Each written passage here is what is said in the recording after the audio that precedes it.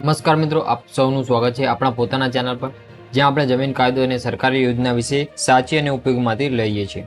આજે આપણે વાત કરીશું એક એવા વિષય પર જેનો સીધો સંબંધ છે રોકાણકારો, ખેડૂતો, ઉદ્યોગપતિઓ અને સામાન્ય નાગરિકો સાથે. ગવર્મેન્ટ લેન્ડ લીઝ પોલિસી કેવી રીતે કામ કરે છે તેના વિશે, અથવા સરળ ભાષામાં કહીએ તો સરકાર પોતાની જમીન લીઝ પર આપે છે. એ શું છે, કેવી રીતે મળે છે અને કેટલો ફાયદાકારક છે. ચાલો મિત્રો, આ વિગતવાર સમજણમાં જાણી લઈએ. લીઝ પોલિસી શું છે, લીઝ અને માલિકીમાં તફાવત શું છે, લીઝ મેળવવાની પ્રક્રિયા, કયા પ્રકારની જમીન મળે છે, ફાયદા, મર્યાદાઓ અને નિયમો વિશે. બીજું, લીઝ પોલિસી શું છે? સરકાર પાસે મોટી સંખ્યામાં જમીન હોય છે, ખેતી માટે, ઉદ્યોગ માટે, વિકાસ પ્રોજેક્ટ માટે કે સરકારની જરૂરિયાતો માટે. પણ આ જમીનો દરેક જગ્યાએ ઉપયોગમાં નથી આવતી, તેથી સરકાર એ જમીન લીઝ પર આપે છે, એટલે કે નક્કી સમયગાળા માટે ભાડે આપે છે. સરળ શબ્દોમાં કહીએ તો માલિકી, ઓનરશિપ સરકાર પાસે જ રહે છે, તમે માત્ર ઉપયોગ કરવાનો અધિકાર મેળવો છો. લીઝ સમય પૂરો થાય એટલે જમીન પાછી સરકારને મળે છે. ઉદાહરણ તરીકે, જો તમે ઇન્ડસ્ટ્રીયલ પ્રોજેક્ટ માટે જમીન ઈચ્છો છો તો તમે 30 થી 99 વર્ષ સુધી લીઝ પર લઈ શકો છો. ત્રીજું, લીઝ અને માલિકી વચ્ચેનો તફાવત શું છે તેના વિશે વાત કરીએ તો માલિક કોણ? તો પહેલાં આપણે લીઝ અને માલિકી વચ્ચેનો તફાવત સમજીએ તો માલિક એનો લીઝનો સરકાર છે, અને માલિકીની વાત કરીએ તો કંપની અથવા વ્યક્તિ છે. સમયગાળાની વાત કરીએ તો અહીંયા લીઝ જે છે એ 30 થી 99 વર્ષ માટે આપે છે, અને માલિકી હોય તો કાયમી છે. વપરાશ અધિકારીની વાત કરીએ તો હા, વપરાશ કરી શકાય, આમાં પણ વપરાશ કરી શકાય. વેચાણ અધિકારી વાની વાત કરીએ તો વેચાણ અહીંયા લીઝમાં કરી શકાતું નથી, માલિકમાં કરી શકાય છે. ટેક્સ જવાબદારીની વાત કરીએ તો લીઝ પર ટેક્સ હોય છે, અને માલિકની વાત કરીએ માલિક પર ટેક્સ હોય છે. તો લીઝ એટલે એક પ્રકારનો લાંબા સમયનો ઉપયોગી ભાડા કરાર, જેમાં તમે જમીનનો ઉપયોગ કરી શકો છો પણ વેચી શકતા નથી. ચોથું, કયા પ્રકારની જમીન લીઝ પર મળે છે? પહેલું, ઇન્ડસ્ટ્રીયલ લેન્ડ, ઉદ્યોગ માટે. સરકાર ઉદ્યોગને પ્રોત્સાહન આપવા માટે 30 થી 99 વર્ષ સુધી લીઝ આપે છે. ઉદાહરણ તરીકે GIDC, Gujarat industrial development corporation plot. બીજું, commercial land, petrol pump, hotel, warehouse, shopping hub વગેરે માટે. ત્રીજું, એગ્રીકલ્ચર લેન્ડ, કેટલાક રાજ્યોમાં વેસ્ટ લેન્ડ અથવા ગૌચર લેન્ડ લીઝ ખેતી માટે આપવામાં આવે છે. ચોથું, renewable energy land, solar power project કે વિન્ડમિલ સ્થાપવા માટે લીઝ પર આપવામાં આવે છે. પાંચમું, રેસિડેન્ટિયલ પ્રોજેક્ટ હાઉસિંગ માટે.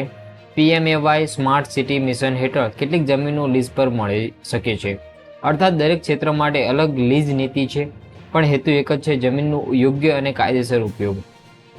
પાંચમું, લીઝ મેળવવાની પ્રક્રિયાની વાત કરીએ તો પહેલું, એપ્લિકેશન. તમે સંબંધિત જિલ્લા કલેક્ટર ઓફિસ અથવા ડિપાર્ટમેન્ટ પોર્ટલ જેમ કે IORA, GIDC પોર્ટલ પર અરજી કરો. પ્રપોઝલ વેરિફિકેશન, જમીન કયા ઉપયોગ માટે છે, ખેતી, ઉદ્યોગ કે પ્રોજેક્ટ, એ સ્પષ્ટ કરવું પડે છે. સર્વે અને રિપોર્ટ, તલાટી અથવા રેન્યુઅલ ઓફિસ જમીનની સ્થિતિ અને વિસ્તારનું નિરીક્ષણ કરે છે. ચોથું, ગવર્મેન્ટલ અપ્રુવલ, જમીન માપણી, બજાર ભાવ અને ઉપયોગની યોગ્યતા પ્રમાણે મંજૂરી મળે છે. લીઝ એગ્રીમેન્ટ અને ફીસ, સરકારી લીઝ કરાર તૈયાર થાય છે, સામાન્ય રીતે 30 થી 99 વર્ષ માટે. લીઝ ફી સરકારના દર અનુસાર ચૂકવવી પડે છે. એકવાર મંજૂરી મળ્યા પછી તમારી જમીનનો ઉપયોગ નક્કી નિયમો પ્રમાણે કરવો પડે છે. છઠ્ઠું, લીઝ કરારની મુખ્ય શરતો.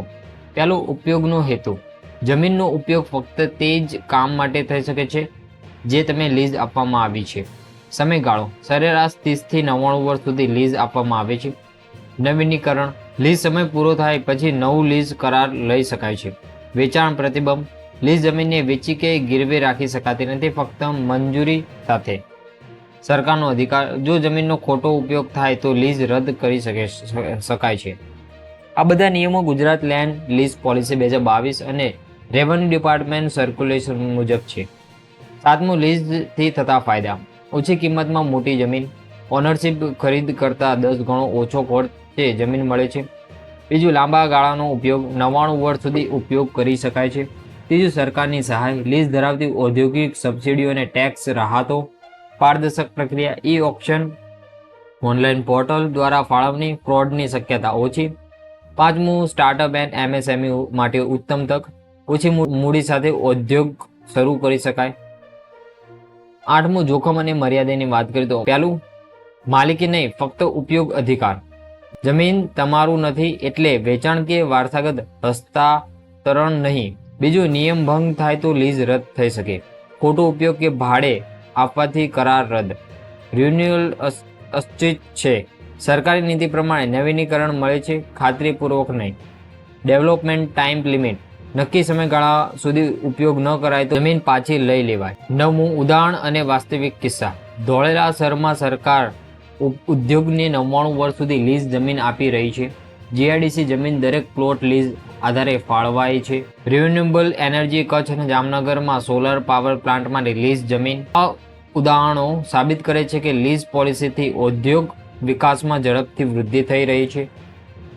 તો મિત્રો, આ હતી સંપૂર્ણ સમજણ ગવર્મેન્ટલ લેન્ડ લીઝ પોલિસી કેવી રીતે કામ કરે છે. સરકારની આ પોલિસીનો મુખ્ય ધ્યેય છે જમીનનો યોગ્ય ઉપયોગ, ઔદ્યોગ વિકાસ અને રોકાણને પ્રોત્સાહન. જો તમે ઉદ્યોગ શરૂ કરવા માંગો છો તો જમીન ખરીદવાને બદલે સરકારી લીઝ જમીન લેવી સૌથી યોગ્ય પસંદગી છે. જો વિડીયો માહિતીપ્રદ લાગ્યો હોય તો લાઈક કરો, કોમેન્ટ કરો. હું લીઝ જમીન માટે અરજી કરવા તૈયાર છું. સબસ્ક્રાઇબ કરો જમીન અને કાયદાકીય વિષયક નવી માહિતી માટે. Thank you for watching the video. મળીએ એક નવા વિડીયો સાથે.